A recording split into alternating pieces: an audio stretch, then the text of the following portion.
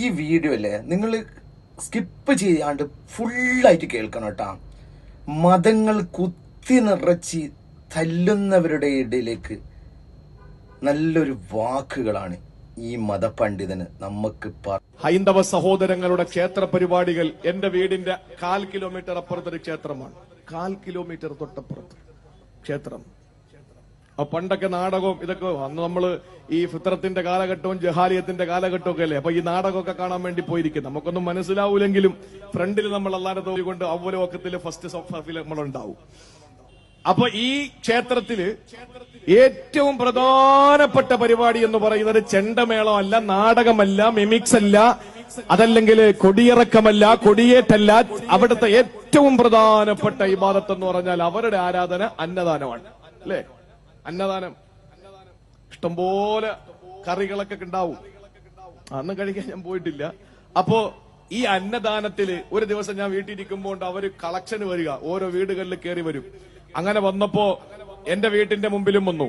അപ്പൊ ഒരു നോട്ടീസ് തന്നു. ആ നോട്ടീസ് ഞാൻ ഇങ്ങനെ മറിച്ചു നോക്കുമ്പോ കാണുന്നത് അവരുടെ ഒരു ശ്ലോകം അതിനകത്ത് എഴുതിയിരിക്കുക. നമ്മളിപ്പോ അസദഖത്ത് റദ്ദിൽ ബല, എല്ലാ പാട്ടപ്പിരിവ് ഈ കുടുക്ക എന്താ പറയുന്നത്, കുടുക്ക അല്ലെ, പാട്ടപ്പിരിവ്. ഈ പാട്ടയുടെ ഈ പള്ളിയിൽ നിന്ന് കൊണ്ടുവയ്ക്കുന്ന പോണിയില്ലേ, അപ്പൊ അതിൽ എഴുതിയിട്ടുണ്ടാവും അസദഖത്ത് റദ്ദുൽ ബല, സദക്ക വിപത്തിനെ തടയും എന്നൊക്കെ എഴുതിയിരിക്കും പോലെ ഇവരുടെ നോട്ടീസിൽ എഴുതിയിരിക്കുന്നത് ഒരു ശ്ലോകമാണ്. എന്താ ശ്ലോകം എന്നറിയോ? ആ ശ്ലോകമാണ് അവരുടെ ജീവിതത്തിൽ, ഹൈന്ദവ പുരാണങ്ങളിൽ ഹൈന്ദവ വിശ്വാസികൾക്ക് ഏറ്റവും പ്രധാനമായി അവരുടെ വിശ്വാസം അനുസരിച്ച് അന്നദാനത്തിന് അവർ ഏറ്റവും പ്രാധാന്യം കൊടുക്കുന്നത്.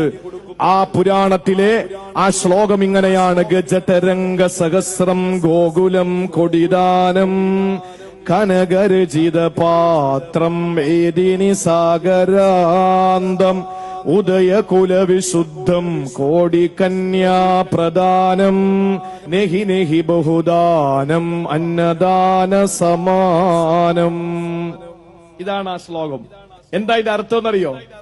ഗജതരംഗ സഹസ്രം ഗോകുലം കൊടിദാനം കനകരചിത പാത്രം ഏതിനി സാഗരാന്തം ഉദയകുലവിശുദ്ധം കോടികന്യാ പ്രദാനം നെഹി നെഹി ബഹുദാനം അന്നദാന സമാനം. ഗജതരംഗ സഹസ്രം, 1000 ആനകളും 1000 കുതിരകളും. കുതിരയുടെ കാര്യം പറഞ്ഞപ്പോ കുതിര പോയല്ല, ആരും അങ്ങോട്ടോ